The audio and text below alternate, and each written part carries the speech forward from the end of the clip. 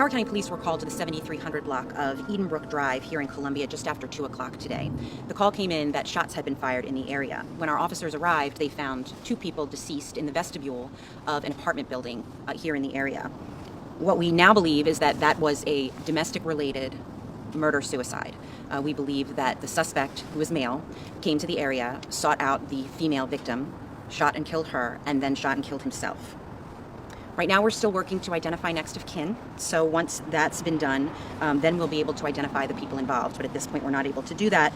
We have confirmed that both of them are in their early 40s. We understand that this suspect came from having committed a similar crime, a domestic homicide, in Baltimore City a short time before he came to Howard County.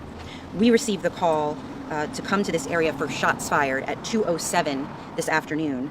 The call was dispatched to officers at 2:08. Officers arrived on scene at 2:14, and then at 2:22, Howard County Police were notified by Baltimore Police that there was a post on social media that indicated the suspect's intention to come to Howard County. But of course, by then, both the victim and the suspect were already deceased. So that's all the information that we have at this point, but I'm happy to take questions.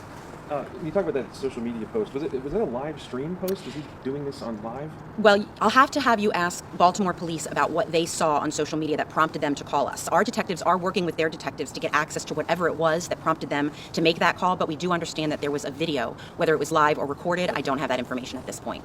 And is there any more about the nature of the relationship? Is it like girlfriend, wife? I mean, there are two, it sounds like 2 female victims. Are they family? Are they romantic interests?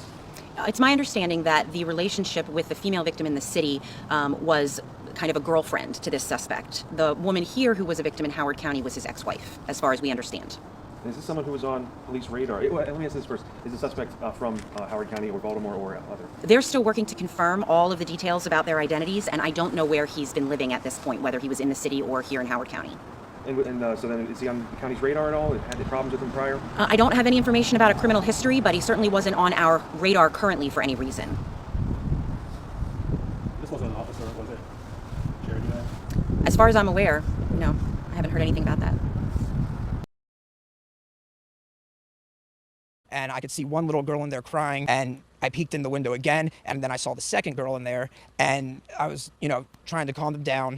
The 2 little girls neighbor Michael Eisenberg says he found inside a running BMW after Saturday's apparent murder-suicide on Edenbrook Drive in Columbia are, according to online court records, at the center of a contentious, years-long custody battle between the murder suspect, Rajaee Black, and the murder victim, his wife, Wendy Black. I think a lot of things like this tend to happen when they're domestic for the most of the time, So I tend not to be too worried. It is very frightening. Online records in Howard County Circuit Court show a hearing in the custody case slated for next month, and nearly 4 years of accusations lodged across dozens and dozens of filings. Mr. Black accusing his ex-wife of trying to hit him with her car and hiding her address and therefore the children. But dominating the custody case file, domestic violence charges filed against Rajaee Black by his ex-wife Wendy, including her handwritten pleas to the court for protection. Quote, "I am terrified because I do not know what he is capable of doing to me and the girls. I do not feel we are safe. I do not feel safe at all. I feel that my life is in danger." Those fears echoed in more formal filings by her attorneys over the years. Complaints that Rajaee Black has serious issues with anger management and violence, has a history of alcohol and drug abuse, has made threats to harm and kill Wendy Black, including killing her with a gun, and that he has easy access to weapons. He was also ordered by a judge recently to pay $5,000 in attorney's fees to his ex-wife, an attorney she had to hire when he refused to turn over necessary documentation, including his employment records, his tax filings, and proof and receipts that he had gone to a therapist. Reporting live from Ellicott City tonight and ended in Howard County. WJZ investigator Mike Hogan has the follow-up tonight. I kept urging him to go to therapy. The former girlfriend has not been able to bring herself to watch the Facebook Live video. It's the holidays, man. I don't have no family, nothing. Anyway, I just did something crazy, man. Where Rajaee Black appears to confess to killing his ex-girlfriend Tara LeBang before police say he gunned down his ex-wife Wendy Black at her home in Columbia Saturday, all while his young children waited in an SUV outside. We did have access to weapons. I definitely feel for the children. I feel for all of them. Wendy and Tara. She asked that we not name her and share this video of Rajaee. She says they met in March 2019 and broke up a year later. She says he had severe depression and never got help for it. I felt like I was the only support system for him in a way, but I had to choose my own sanity. I had to choose my own well-being. And when I broke up with him, I still loved him. incredibly.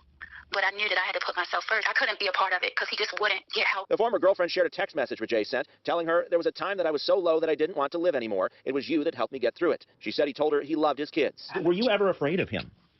No, Jay never cursed at me. He never raised a voice at me. He always told me because of what I had been in a previous relationship with being abused that he would never hurt me. That's what he said to me. But according to court records, Wendy Black filed multiple protective orders that were denied. Last year, in her own handwriting, she said, "I am terrified because I do not know what he's capable of doing to me and the girls. I do not feel that we are safe. I do not feel safe at all. I feel that my life is in danger." A lot of times people don't take it serious when people say that their life is in danger. Definitely about protecting women, there's definitely a broken system. Mike Helgren, WJZ. Police say a man killed his girlfriend and ex-wife on Saturday afternoon in both Baltimore and Columbia before turning the gun on himself and committing suicide. It all started here in Federal Hill and Marshall Street near Eastport Avenue when police say the man came through the back door. Ex-wife say I molested my children and all kinds of craziness. Been fighting for custody for 3 years. So, shit has been real crazy. What's up, Oliver? You know about this. Going through it with my ex-wife, blah, blah, blah. So, me, started dating somebody new, and she got pregnant. And, we got in a fight. First thing she does is threatening that she's going to do the same thing. You're never going to see your kids, blah, blah, blah. It's the holidays, man. I don't have no family. Jay Bernard lives nearby and was shocked to see what had happened. I couldn't really believe what was happening. It's tragic. Investigators say the suspect then left Baltimore and made a post on social media where he said he was going to Howard County. Howard County police were notified by Baltimore police that there was a post on social media that indicated the suspect's intention to come to Howard County. By then, both the victim and the suspect were already deceased. Anyway, I just did something crazy, man. I just shot my ex-girlfriend in the head, yo. Felt like a dream. I never thought I would be that guy. I can't go to prison, so the person that really started my depression and all of this is my ex-wife. So she next, and then I'm going to do myself too, but I just wanted to say this to people. Don't play with people's emotions, man. Don't lie on these men. Oh, here's my ex-wife right here. They immediately notified police in Howard County about the post. It was too late. By the time officers got to an apartment building on Edenbrook Drive in Columbia, Howard County Police spokeswoman Sherry Llewellyn says the suspect had killed himself. And it's something that I want us to talk about. So if you haven't seen this case already, it actually has made the news. It's made the news everywhere, globally. This article is from the UK, so it has been around. It's been all over the news. Happened maybe a couple days ago. Someone sent it to me through Instagram, and I really appreciate it. I watched the Facebook Live video. He did go live. He did confess to killing her, this beautiful woman that you see here, who was pregnant. Her name was Tara, and then he killed his ex-wife. Her name was Wendy. So my question is, and what I'm sitting with and what's so heavy on my spirit, is they both left him. They both left him. Ex-wife, ex-girlfriend, they both left him. They both filed charges against him. Domestic violence, the whole thing. It's like, when are we safe? Like, you leave, you do the right thing, but when are we safe? So before we talk about anything else, say some prayers for these women. Like, what are we supposed to do? Pray for them.